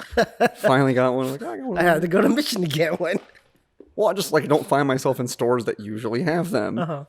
And I guess I could go out of my way to order one online or whatever, but I just never bothered. Mm-hmm. It was there in front of me, and I was like buying a bunch of shit for the old lady and stuff. So that was the thing that I did. But yeah, it was a cool store. Mm-hmm. It was an Ipsy, technically, not Ann Arbor, but That's all the same place, really. I mean, kind of. Ipsy's kind of like Kmart Ann Arbor, it's like ghetto Ann Arbor, Oh, okay. like low rent Ann Arbor. It's like, Yeah, I always figured like when people come from out of state, it's like, oh, where are you from? Well, I'm from San Jose. Where's that? Like, San Francisco. Oh, you live in San Francisco. Cool. no, most people they ask me where I'm from, I say San Jose, and they know where that. They know that they know of San Jose. Mm-hmm. They don't have an idea that it's like 45 minutes from San Francisco. But like it was made worse when I lived in Santa Clara or Sunnyvale, because I'd tell people that, and they'd be like, "Where's that?" I'm like, "Basically San Jose. It's like just outside San Jose." And I'm like, "Oh, okay, I know where that is." But like, yeah, people don't have concept of distances, right? They just like, it's like, oh, so like, is that like near LA? Like, nope, not even close. Right? San Jose and San Francisco are kind of similar, like same area-ish. They're like, but it's like Southern California though. I'm like, no. If it's just Southern and Northern, then it's Northern. If there's Southern, Northern, and Central, then it's Central California. What? San Jose? Yeah. No, we're Bay Area. Northern California. Right. If there's just North and South, if you just split the state up into North and South, then it's Northern California. But if you're going to say there's North, Central, and South, No, we're not central at all. You wouldn't say it's Central? No. I That's would like Bakersfield. That's central. So I would think of like the beginning of Central California would be like about San Jose, and then basically no. Okay. Yeah, no. I'm trying to picture where the bay is, like in my head on the map, and how far north it is. I guess, 'cause- Like if you got the mitten, we got the claw. It's the claw. We're right here. San Francisco's at the thumb. yeah, that's the peninsula. Yeah, this peninsula over here, and we're right here on the knuckle. Yeah, no, I know where that is. I'm just trying to remember how much of the state is south of that. Oh, a lot of it. Okay. All right. Yeah. Yeah. Half the country at least. Half the country. United States, like the thickness of the United States. Oh, okay. Yeah. Yeah. Okay. Yeah. Cool. Kid. I watched. My girlfriend wanted to watch Office Space. Has she seen it before? No. Oh, that would be good. Yeah. Yeah. That's a really good movie. I was like, yeah. Yeah, it is. She's like, it's really funny. I was like, and you get the references now. And she's like, yeah. Like, I was like, have you ever wondered when me and Mike say stuff like, what, PC load letter? What the hell is that? Yeah. She was like, yeah, no, I get that now. Because she's like, you guys are so weird. It's like, this is a common thing. People know these things. Yeah. It's a pretty well-known movie, but yeah, she doesn't really movie that much. But yeah, she was like, oh, you keep saying that it's a good movie, and like, I want to watch it. I'm like, yeah, okay, let's watch it. Sounds like It would be another good Mike Judd movie. Idiocracy. Yeah, that'd be good. Mm-hmm. President Camacho. Yeah, That's good. yeah, that's a funny movie. I guess he's supposed to have like a new movie or a TV show coming out. Yeah, something's coming out. I forgot what it is. I know he's doing Beavis and Butthead, but I don't know what the other project This is something like unrelated to either of those things. Okay. And unrelated to Silicon Valley. Okay. It's like just a new thing that he's doing. I don't remember if it's a movie or a TV show, so I can't really remember. But Yeah, like if you look through his like his career, he doesn't have too many duds. He doesn't have too many things though either. It's a fair amount. I think Beavis and Butthead, King of the Hill, the movies he's done. Right, Idiocracy, Yeah. Office Space, Mhm. and then Silicon Valley. Mhm. It's really not a lot of stuff considering he's been active since the early 90s. 20, 30 years. Wow. That's not a lot It of just stuff. seems like a lot to Wait, me. did he do Daria too? He probably was involved, but I Because don't it's a think he... spin-off of Beavis and Yeah, Butthead, yeah. so I didn't know. Yeah, I never really watched that show. It seemed like it was Daria. It was like Beavis and Butthead for girls. I thought it'd be up your alley. I mean, maybe it is. I only watched like a couple of episodes. Oh, I of think it. it'd be up your alley. Yeah. Yeah. It just seems like kind of like Gen Xer ennui fucking angst sort of stuff. Basically. Yeah. Yeah. You like Gen Xer stuff? Sure. Why not? Yeah. It's kind of good. But it just, yeah, it's always just seemed like Beavis and Butthead for chicks to me. No, not really. No. Yeah, because she was kind of in Beavis and Butthead, she was the everyman voice, right? She was the narrator commentating and Diarrhea. yeah. I don't, is she supposed to be their age? Is she's like supposed to be like 14, 15? Yeah. Okay, that's what I thought. Yeah. And apparently, for the longest time, I thought Janine Garofalo was the voice, but it's not. Oh, I never thought that. That would it would make total sense. Yeah. Because she's like, when you think of like Oh, hey. Gen Xer, Yeah, fucking placid kind of demeanor, it's like, who Let do me you go on think of? stage with my notebook and read you stuff. Yeah. But yeah, I don't know. But yeah, I don't know. I mean, like, I don't really trying to think of other stuff that he's done. I can't really think of anything. I mean, like, to me, Silicon Valley is like good, but it's like I lost interest in it once I moved out here. It was like, It is real. yeah. It is real. Yep. It's like, oh, okay, I get it. Right. That's Yeah. fine. What's the name of the what's his name's company? Aviato. Yeah. Yeah. Yeah. But I don't know what it is, but I'll keep my eyes peeled for. I always forget he's in Office Space. He's in Office Space? Yeah. As what? Oh, he's the manager, right? He's the manager. Okay, there we go. Yep. Yeah. Don't you want to express yourself? What do you think of somebody that just does the bare minimum? I have all 7 flares. But look at Kevin over there. He has 37 pieces of flair. If you want the minimum to be 37, why don't you just make the minimum 37? Uh-huh. I thought you said yesterday that you want to express yourself. It's like, It's so funny that Jennifer Aniston took that role too. She was a pretty big star at the time too, right? I don't think so. Wasn't she doing Friends?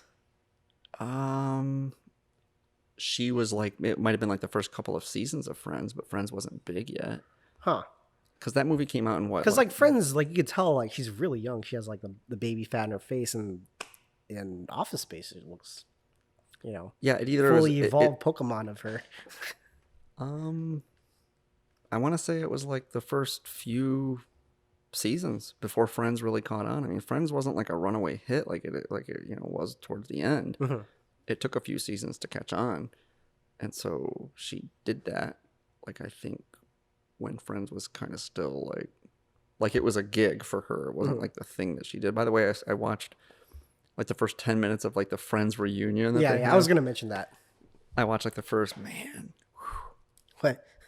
rough. Oh, really? Yeah, I mean the dudes look like you would expect like dudes, Yeah. but like the gals look like they cannot accept that they're old. Oh, okay. They Because they just- kind of that looks, they look like they age, but not that much. All that money. They just, I don't know, they look like lizards to me. Oh. It's like freakish human beings, like they just don't want to age. Or like the dudes look like they just aged. Yeah. And they What's look his face has regular. like a full like salt and pepper, practically white. Yeah. All overweight. It's like, yeah, you have a dad bod. of Yeah, course. Joey, yeah, Yeah. he's like he's full on white hair and just like got really fat. Mhm. And then the other two dudes just look like, dudes. But then, Courtney Cox and like looks like her face is just like fucking Hi guys. yeah. It's just I'm really- surprised. This is surprising. Yeah, everything is so shocked to see you. Yeah, I don't know, it was rough. And I was like watch like 10 minutes of it. I'm like, yeah, this is not gonna be for me. Yeah, who asked for that?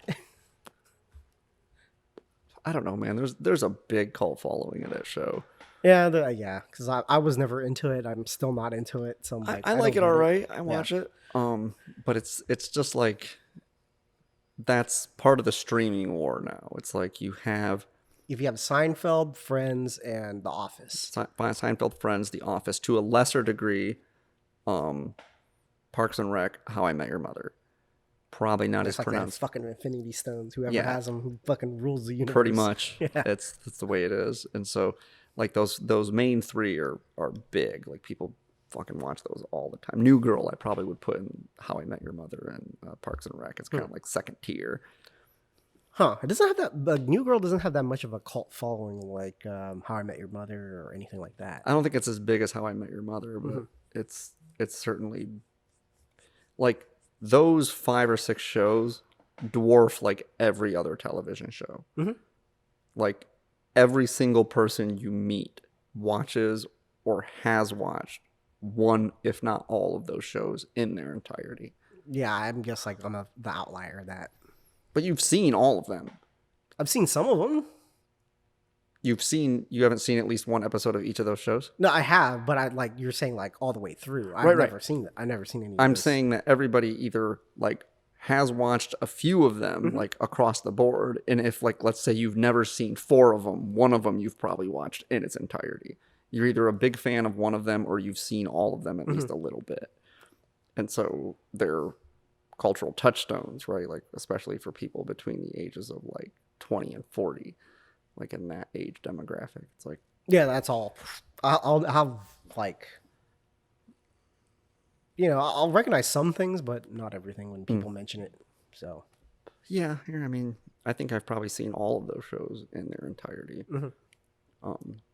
just by proxy, because my ex watched most of them, and then actively, I watched Friends and Seinfeld. I really, really like.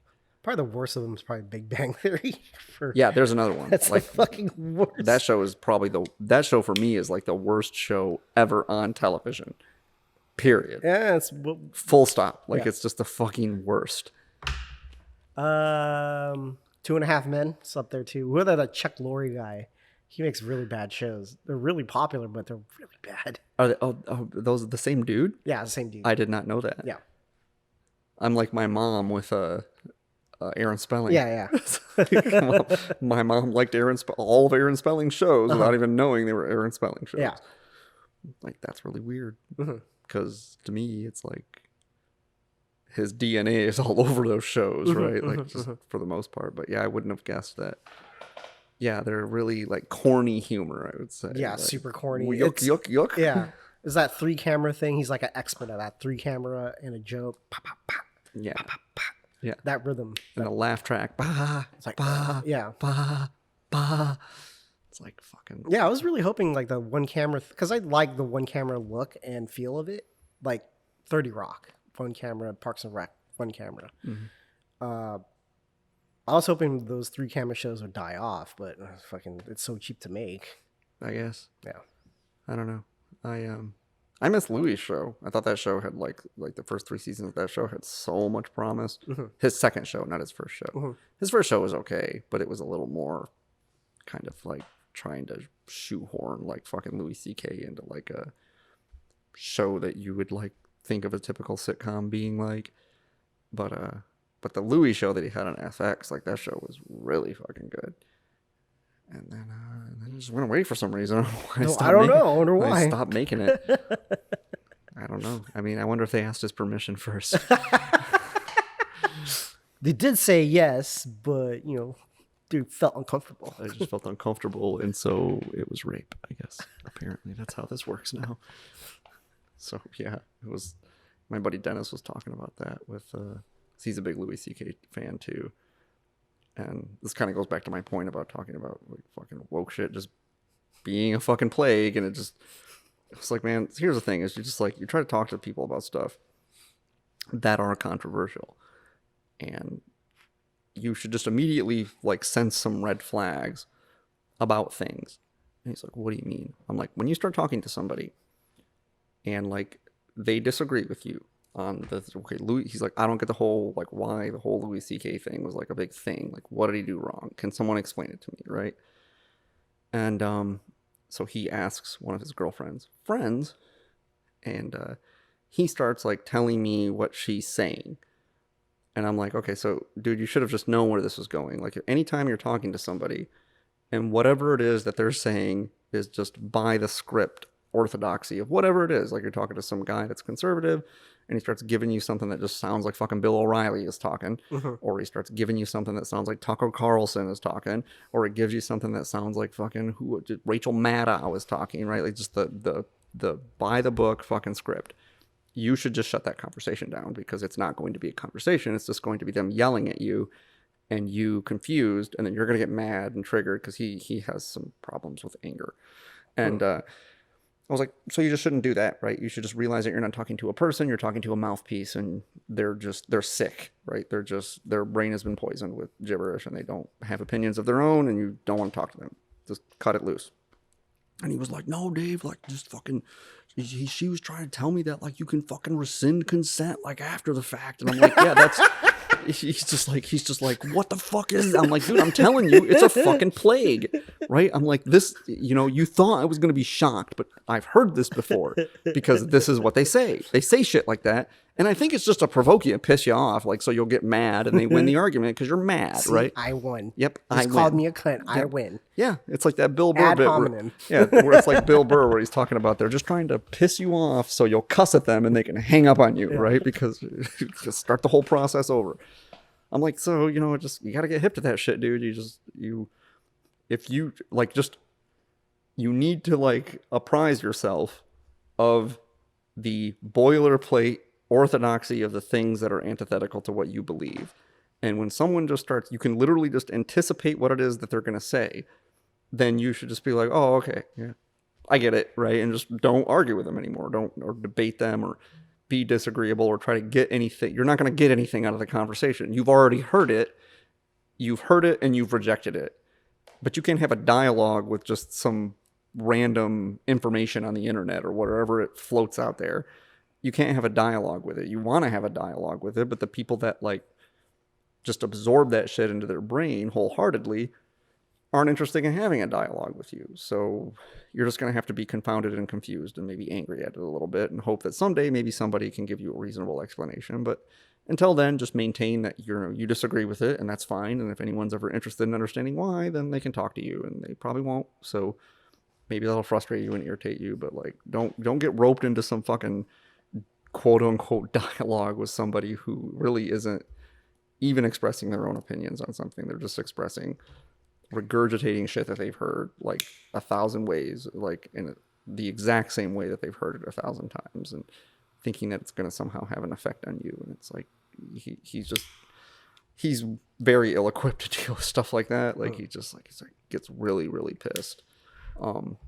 Like I said, he gets frustrated with things very easily, and it's like, it's made worse by the fact that, like, I really feel bad for him because he is such an assertive guy that, like, he's like, man, I'm tired of coming off like I just bull over people and I'm being rude or inconsiderate just because I'm just disagreeable, right? And I'm like, yeah, I know, I'm disagreeable too. And he's like, yeah, but how come, like, you don't get all fucking butthurt every time I, like, yell at you how stupid you are about stuff? And I'm like, because I have a thicker skin than all that? I don't know. Maybe just because I understand where you're coming from. And he's like, yeah, so I'm trying to, like, be on this kick where I don't want to, like, come off like that to people, or people think I'm a jerk or whatever. And he's like, but then I encounter shit like this, and it just fires me up and pisses me off. And I'm like, I don't know how to, like, I was like, yeah, there's no polite discourse there, right? Like, it's just, screaming at them's not going to do any good. And, like, so you just have to go, oh, okay, well, whatever. It's like, yeah, but, like, these are people I know and people I like. And, yeah, they're sick. I don't know what to tell you. Nothing you can do for them. Do you see that whole thing with CNN with Tubin? I guess he got uncanceled. The guy I wrote for New York Times. He got caught jerking it off in a Zoom call. I don't remember this. Yeah, it's like whenever someone gets caught, like, jerking off in the new Zoom era, it's called pulling a Tubin. because he's in a meeting, and he thought the Wait, camera's whenever someone gets caught, like this is a thing that happens frequently? Yeah, because I think there's like some sort of bug within Zoom. Like even if you press X, sometimes the camera will still be on. Who can't wait until the Zoom call is I over? guess Tubin couldn't wait. Wow. So he got put in timeout, and then there was this whole thing with they brought him back in, and it was like, well, you got caught masturbating on camera. Nice to have you back. That seems a little weird, but it's progress, I guess. You know, like somebody apparently people can be forgiven for things, and they're not just ruined forever, right? Just, their lives are ruined because they did one stupid thing. Yeah, that's good. It's progress. Yeah, it's good. It's a weird thing to give someone a pass on. I always figured it would be somebody that like who because every now and again, like especially with woke people, the woke orthodoxy sometimes clashes up against things, right? Like the feminism and multiculturalism clash when you start talking about like burqas and shit. And so it's like, well, we really like women and we really want women to be empowered. And I'm like, yeah, okay, I'm with you there. And then they're like, yeah, and you know, women that wear burqas are empowered. And you're like, well, hold on, no, that's not. What? And so they do all these like mental gymnastics and shit to try to like shoehorn stuff in. And so I really thought it was going to be somebody that got canceled for like, I don't know, being like a pederast or something. Like they were like, well, you know, I just like to have sex with children. And it was going to be like, oh, you're canceled. That's not cool. It's rape, right? And then like some time would pass and they would be like, well, maybe it's like his sexual identity or something, you know? Like that's fine, you know? And they're going to forgive somebody that's horrible like that and let them back into the fold because you know, they thought about it some more and they're like, yeah, why are we discriminating for his sexuality or something, you know? And that doesn't make any sense because yeah, they tried that. The whole fucking pederast tried to be like, yeah, it's our identity. We're not having that. We're part of the LBGT movement, and they were like, no, you ain't. Nope. You are no ally to us. Yep. And it's nice to know they have some boundaries there. I guess it's like, nope, you can't be in this club, pal. That's not cool. But they did, but that was like getting normalized. I remember it got taken down almost immediately. They try to normalize it. They didn't normalize it. Yeah, they've been trying to normalize They're trying to normalize it for a while, right? No, like, I'm not having that. Yep, Salon, like some guys like, I'm a pedophile, but I'm not a bad person, right? And he did a follow-up article to it too. And then it just got taken down, right? It was like, no, never mind. That never happened, right? It disappeared from the internet or whatever and got scrubbed. They did the same thing with I want to say it was that Smithsonian thing, remember? Where it was like guidelines for like the Smithsonian, like how to like recognize things that are like culturally white. And there was all this like horseshit on there, like logic and like being on time and like working hard. It was like these things are an indicator of white privilege. And it was like, and they oh, we did talk about this. Yeah, we talked about it. I just went down the list and we were just fucking gobsmacked about like, how what? They took that down like 2 days after I talked about it. Like they were like, no, okay, never mind. Right? Too much blowback. It's like, yeah, we tried it out, stepped a little bit over the line, and then we're like, well, okay, we know where the line is. We know where the line. We're just gonna inch a little closer to it, and push that Overton window open a little bit, not try to open it. Well, it's that whole thing with like the blowback with Bill Burr, and then them finding out he's married to a black woman. It's like, well, that doesn't mean he's not racist. It just means he has like a slave that he's married to. I'd love to hear what his wife has to say about that. No, she said just fuck off. That's all she said. You shut the fuck up. Yeah, and people are like, yeah, you're stupid. We're not listening to you. Because I don't know the first thing about his wife, but I know she's got to have a thick skin if she's married to him. You know she's like just a fucking fierce lady. Like she has to be a fierce lady to be married to that guy. And so, yeah, it's just like, apparently my wife's like this pristine finished work under like a bell jar. And I'm like that old building that they've been working on. Well, are they going to tear that thing down? Or are they going to finish that project? I don't understand. So, like, yeah, it's like, did you ever see that? Oh, yeah, you never watched that show. But there's an intro scene in Louis' show where he's at a comedy club and he's waiting to go up and he's talking to the waitress. And you've seen this, yeah, where she's like, oh, I guess I got a bunch of black people in my section. I guess I'm gonna work for free tonight. And he's like, that's racist. That's horrible. And he's like giving her this whole like white guy spiel about it being racist. And then like a black waitress comes up. I'm like, fuck no, they don't tip. She's like, can you believe what she's saying? She's like, you ever been a waitress or a waiter? And he's like, no. Why don't you shut the fuck up? It's like fucking solidarity. Yeah, I saw this funny thing where this person identified as a woman and identified as a Filipina. It was like a British dude. Oh, I'm sorry. He was born a male that was born in England. Yeah. I was like, okay, I don't know why that matters, but okay. Well, because that just raises an interesting question. Like, what's okay to say you identify as? Can it be a cultural thing? Can you just Yeah, I think a lot of people have a problem like being a wigger. Like if you've never grown up in any of those environments, like you're from the suburbs of wherever, and you just claim to identify as that, it's like it's just kind of strange. You never grew up in that thing. That was Right. not part of your upbringing. Yeah. But if somebody was white that came from a predominantly black neighborhood, and Eminem. yeah, and it was like, well, that's fine. Yeah. That's part of his culture. Yeah. So okay, that's fine. Right, because culture and race are different, right? Like Eminem used to go on with this all. Everyone's like trying to act like I'm trying to be black. It's like I'm not trying to be anything, man. Like this is like just how I was fucking raised, you know? Like, Yeah. I grew up around here, and this is the way people act and talk. Like and you know, if you think about it a little bit, it would almost be more weird if he didn't do that just because he's white. Yeah. Like if he was like, I'm not going to do that. That's like a thing black people do. It's like, that's weird. Yeah. I'm not going to do that because I'm not the same ethnicity as these people. Like, it's like, but you're all of the same stock of people. So that makes perfect sense. But yeah, if you're assimilating into some, like, assuming someone's culture, like we were talking about this with, what do you call them? Anglophiles or whatever, Yeah. right? People that like British culture Yeah. so much. It's like, what? It's like, and Did you watch that series? well, I'm convinced too. I don't remember who said this, but they were just talking about like they just don't know that there's such thing as British trash. Oh, they don't know that? They just don't know that there's like like British trash, Yeah. right? Like hood rat, fucking Yeah. British trash, Yeah. like it's just like we have in the Roman. States. Oi, bruv. Yeah, What you looking at, mate? yeah, it's like if that's just as prevalent there. Yeah. But you just think that they're all like Posh and- Burberry wearing, Yeah. like Downton Abbey talking, fucking like. Have their scarf. Yes, exactly. Fuck, it's not like it is on Doctor Who, man. Like, that's Yeah. one thing I liked about Kingsman a lot is they show a little bit of that culture that the main character comes Yeah, from. yeah, It's like yeah. it's kind of that ratchet fucking hood rat, like British bullshit. Yeah. And so yeah, and that's what's funny is it's because it's England, they don't have a history of slavery or whatever. It's not predominant. I think it's part of the reason that there's not, like, that's much more of a class thing than it is a race thing, because it's not, there aren't as many black people in England, but also they're not, when you go to like a poor neighborhood like that, it's not just like overwhelmingly black and Hispanic.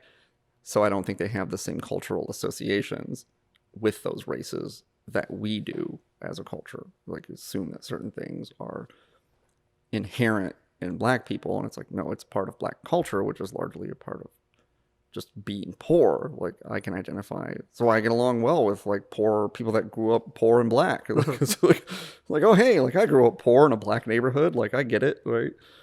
I'm kind of curious on what their feelings are with people from like what was the word? I guess that like former colonies of the British Empire, like let's say like Jamaica, or was it Jamaica? Yeah, Jamaica, parts of the Caribbean and all that stuff. Do they treat them the same, or is it a totally different thing? They're like, are they seen as outsiders, even though they're kind of like they were part of a colony at one point? So you're No, kind of actually the they same. do. It was funny because I was watching, God, I forget what the title of the documentary is. I watched it because one of the gals from the Red Scare had the maker of the documentary on Wow, cool. their podcast, and so it was like this, like 9-part documentary or something like that. And like I watched the first part, and it was talking about I forget what colony it was. But yeah, they had like this sense and this feeling that even though they'd never been to England or anything like that, that was like the motherland. Like they were still very much an arm of that, and then they were very disenfranchised. That like when they went there, that people didn't look at them The same. like they're English, even though they had always felt like they were English growing up their whole lives because it's just bred into them, the Queen and all this. Yeah. And then they went there, and people were just like, "Oh, who are you? What are you doing in my country?" No, it's my country too, man. It's like, Everything's Irish. everything's Irish. I think it might have been Jamaica. I don't remember, but yeah, that must just be really, really weird, especially because I think America is unique in that regard, which is to say that I think America is probably one of the only countries where it's like, if you have citizenship, people you're American, like you're part of our country. Sometimes. You don't think if you have citizenship like that, you don't look at somebody who's like got their citizenship as like just an American. They're an American. Well, like, Asian American identity, that's kind of a weird thing because, like, I've met people, they always feel like they're kind of like in a no zone. They're not quite Americans because they don't look like an American. But if they go back to, where their parents came from, there's like, oh, they're American. So they're not really belonging to one place. They're kind of just like in this no zone. I don't mean how they identify because that they're still holding on to some of their culture. I mean how you look at them as an American. Don't you don't you look at somebody as an American if you know they were either born in this country or like have their citizenship? Do I? Yeah. Personally, I'd be like, yeah, okay, you're American. Who cares? Yeah. But, but it doesn't work the same way with other people because, like, oh, you're Chinese. But it's like, I'm American, though. I was like, no. You're Chinese. You look different. So you're still Chinese. Different than who, though? That's what I try to picture like a typical American in my head, and nothing comes up. Like it's like, and I'm from the Midwest where it's largely just white people all over the place. Yeah. But it's like, to me, an American can look like fucking anybody, And until you say something that indicates that you don't have the same cultural values as me, or like just don't speak my language at all, then I will just go on assuming. Yeah. Well, that's always the case with. I can only speak to being like Asian and Asian Americans, where the people always kind of question you is like, where are you from? I'm from America. I was born here. It's like, no, where are you from? What's your ethnicity? Yeah, what's your ethnicity? It's like, why does it matter? American. Well, we had this whole fucking row when we became friends. We're just like, what did you think I was? I didn't think about it at all. It's like, why would I care? It came off as like, oh, you're that? Okay. I didn't say it like that. I just you're Filipino? I was like, that must mean you thought I was something else. No, I didn't. It was more like... Because the other response would be like, oh, okay, cool. That had been fine. But it was like, oh, you're Filipino? Mm. It was more that I've only had like 2 Filipino friends ever. Uh-huh. And they don't look like you. Yeah. So I just like, I didn't think like, oh, that guy looks Filipino. Uh-huh. So it didn't click in my head like, that's what a Filipino looks like. Mm-hmm. So it didn't trigger anything in my brain. It was just like in a weird nebulous neutral zone where I just like didn't. And I never know how people are going to take if you like ask them like what their ethnicity is, and I just for the most part just don't really give a shit. Mm-hmm. Like, why the fuck would I care where you were before you were here, right? I was here, man. Yeah. but my buddy Lee, like, he's Filipino, he looks completely different than you. Mm-hmm. Like, different body type, different facial structure, different skin tone, the whole shebang. We're varied people. But I didn't know this because just like when I was friends with him, he would just say he's Filipino, but we didn't talk about him being Filipino because I wasn't like, I was curious about it, but it didn't seem like it was a big part of his life. That Olympia, bro. Yeah. Some of that He shit. never told me about that. That guy's bad, man. Yeah, I don't know. I don't know. It didn't really make a difference one way or another. So it was more like, it wasn't that I had a preconceived notion. It was just kind of like, I was like, oh, okay, that's a thing. That's a way Filipinos look too.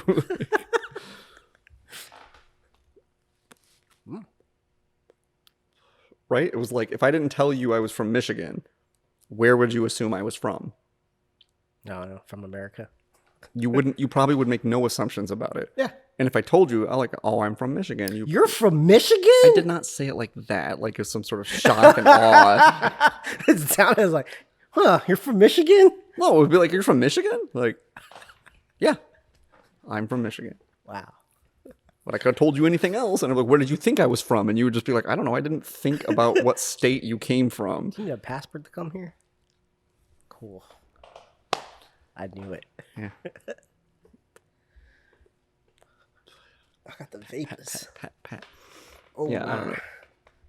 But like, yeah, I don't know. I mean, I think that's, I would guess that's the more prevailing attitude than the alternative, which is like I'd be willing to bet that my cousin is this way. She's like, I have lived here in Spain now for like 6 years. She's fluent in Spanish, but she's a pasty, heavy-set redhead. Mm-hmm. And she's like, I'm the American girl. Mm-hmm. And she's like, and I get the impression that I'll always be the American girl. And I know other people that have been to like France and Italy, and they're the same way. Like, even if you get your citizenship there and you live there for 20 years, it's like, no, you're not French. Yeah. You're whatever you are, wherever you came from. And, and I think that it's harder in those areas because it's like generations of those people. Right. And so I think that the prevailing attitude is in America is farther away from that. Not that some people don't like think like, oh, well, where are you from? Like, you're not really American. It's like, because there's no like benchmark other than just citizenship. So it's the likelihood that someone will just view you as American if you have citizenship. It's like, oh, okay, that's... Yep. Yeah, culturally, I'm American. Yeah. So. But yeah, I don't know. I mean, I think maybe because American culture is something that you can... Well, it's the only thing I really have. Well, it's something you can pick up, though. People move here from other countries, and you presume that if they moved here and they want to restart their life, it's because they're more attracted to American culture than their own culture, which is particularly weird to me. People that come from really crappy cultures, and they come here and they're trying to like hold on to that. It's like, didn't you move here because your culture sucks? Like, you don't want to live in Saudi Arabia, right? Yeah. It sucks there. We agree. We both agree on this, right? You came here because it sucks and it's oppressive. No, actually, there's a thing too with like expats living, like, let's say in the Philippines. They're like fucking super racist against the locals, but they live in the Philippines like for like 20, 30 years. And they just fucking hate the people there. See, and that's really fucking And weird. It's weird. Yeah, it's like, bro, what'd you come here for? Yeah. And so, but by and large, I don't think that's the American attitude. Like, or people that come to America from other countries, they come here because I'm fucking America, brother. They it's my life. Yeah, they like the culture. And sure, there are plenty of things that are fucking wrong with it. I get that, but like, looks pretty good compared to like Saudi Arabia and wherever, Beirut and fucking wherever else you might come from. And so it's really weird to me. Well, we had this like French asshole that used to come to the cigar shop. Every fucking time you talk about France, it's like, it's the best. Everything is the best. I can't believe it's the best. Everything is shit. It's like, where the fuck are you here? Why are you here? Everything's so good over there. Yeah. Yeah. It's not your work ethic. Your work ethic fucking sucks. Like, that's okay. So our culture is so great. Yeah, who supports that culture? Seems mostly like you're just kind of all not doing a lot. Oh, the French? Comparatively. Yeah, they seem to value like living life than working. Right. So. And that's fine. You can make that argument, but you can't say that like for better or worse, Americans have the best work ethic culturally in the world. Like, it's the reason we all work so fucking much. Comparatively, even what you would consider somebody who doesn't work a lot, somebody who just has a normal 40-hour week job, is like, and so like, but you take like a month off though for like holiday, or right? No, I make like a week, and then you just work the rest of the year 40 hours a week. Yeah, I remember my ex-girlfriend talking about this with like, she's from Russia, and she was talking about it. She was like, man, not only do you guys fucking work so much, but like when you're not working, you're doing other shit that's work. And I'm like, what do you mean? She's like, well, people like garden and like rebuild cars and like you have all these side projects, doing all the time, and they don't understand. Over in Europe, you complain. Everybody complain here. Things. Oh, Home Depot closed at 9 p.m. Like places in Europe close like 4 o'clock in the afternoon. They open for 6 hours a day. You want them to come back the next day, right? You have to wait in line with everybody else. And here you go and you get what you need, you leave, right? And 10 o'clock at night. She's like, unheard of in Europe. I'm like, oh, this is how it is here, man. Yeah. You get used to it and you get pissy when it's not the way you want it. She's like, yep, it's not that way elsewhere. Like, Yeah, they just value their free time a little bit more. Yeah, right. Hey, and I'm on board, right? I get it, but don't just... Yeah, because I was reading in Japan, or it was like an article about like, no, was it Japan? I forgot where it was, but like the whole like 10 and 4, like production during that time rises like by 60%. People actually working when they're at work rather than, you know, kind of fucking off like towards the end of the week. You're like, I don't really fucking want to do anything, and your week's over in 2 days. Yeah, that's I mean, I'm not suggesting that, like, that's not necessarily better in a lot of regards, but it certainly is just, like, you can't say that, like if you're from France, everything is better. No, it's not. Yeah. No, it's not. I want a burger at 4 a.m. In order for me to have a burger at 4 a.m. Pay someone minimum wage to sit there. Somebody has to fucking make it. Yeah. And you're not going to be that asshole that's making my burger at 4 a.m. And so somebody's got to do it, and somebody will do it if you pay them, because that's the way things work. So, but yeah, I don't know. A lot of people I know is like, yeah, customer service in other parts of the fucking country or in other parts of the world sucks. Yeah. Like, it's just fucking terrible. Yeah, I hate that bullshit liar when says like, oh, you should just pay him a living wage. Not a living wage. That's not a fucked up way to put it, but like don't tip them. Like the culture of tipping is bad. Because you're like enslaving these people by having like minimum wage jobs. It's like, no, it makes service better, and I think they like having tips. Sure. Yeah. Yeah, you're just basically that argument is just the argument of they just don't like that there are poor people. And they think that if they take some sort of like silly stand against the fact that there are poor people, that will just somehow alleviate there being poor people. It's like, no, you're not enslaving them because they have to work for tips. That's just nonsense. What you're doing is you're just not paying them, like, which don't get me wrong, if someone's like not good at their job or whatever, then just don't give them extra money. But that's like a foreign concept in other parts of the world. Like, talking to Diana, it's like, she's like, customer service in Romania just doesn't exist. Yeah. Like, people are just annoyed that you would ever even expect them to do their job, let alone do a good job. Like, just to even do anything. They're paid so little, they have no wherewithal to give a fuck.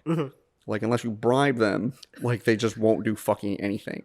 Well, that's what a tip is, kind of a bribe, right? Right, but she's like, if you're not that way, they're downright rude to you. Like, they will just act like you're inconveniencing their entire life. Oh, it's like going to a pho place. Yeah. You know it's good. You know it's good. You throw the menu at you. The menus are sticky. Yeah. You want water? Okay, yeah, here's water. Yeah, it was like Diana went to eat at some sushi place. And I told her that spiel before. And so she was like, yeah, I'm going to the restaurant. It doesn't look like it's very well kept. And then, like, you know, we sat down and they were kind of rude to us. So I was like, this is probably going to be pretty good food. And she was like, and it was really good. And I was like, I was really kind of conflicted because they were just like rude to us. I'm like, yeah, but the food was good, right? And she's like, the food's good. I'm like, you're going to go back, aren't you? She's like, probably, yeah. Like, they don't have to be nice to you. Like, it's whatever. So, yeah, I don't know. All right. I think we ran out of steam, but good talk. Good time. Yeah. Good times. Yeah, good reporting on the parts unknown. That was cool. Beep, beep, beep, beep, Whoa. Dateline. Whoa. Okay. Yeah. All right. That's it. Okay. Take us out.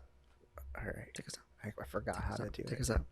You know, you go out in the morning, you get some gabagool. Your mom asks you to get some gabagool too. Like, you gotta get the gabagool. Yeah, you do. You gotta go fucking get the gabagool. Peace.